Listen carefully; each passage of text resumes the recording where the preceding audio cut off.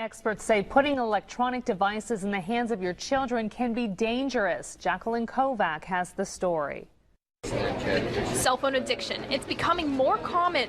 According to a national study, 1 in every 8 kids becomes an addict. They feel that all of their interaction is coming through that device versus through face-to-face interaction. And again, that the negative consequences of not having it don't matter to them, that they feel that they must actually have it to feel okay. Dr. Mary Berg, a clinical psychologist, says you can tell when your child is addicted, when they can't do their homework because they can't put down the device. They would rather socialize with the device rather than face to face. And they're not sleeping because they must be using the device at all times. You know, if the thought process that went into building these applications, Facebook being the first of them to really understand it, that thought process was all about how do we consume as much of your time and conscious attention as possible.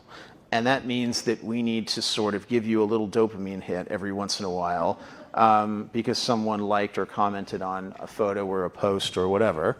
And that's going to get you to contribute more content, and that's going to get you, you know, more likes and comments. I mean, it's a social validation feedback loop that it's like it's exactly the kind of thing that a hacker like myself would come up with, because you're exploiting a vulnerability in human psychology.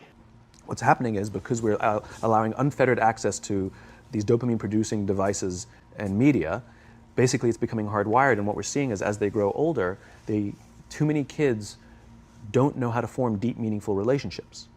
Their words, not mine. They will admit that many of their friendships are superficial.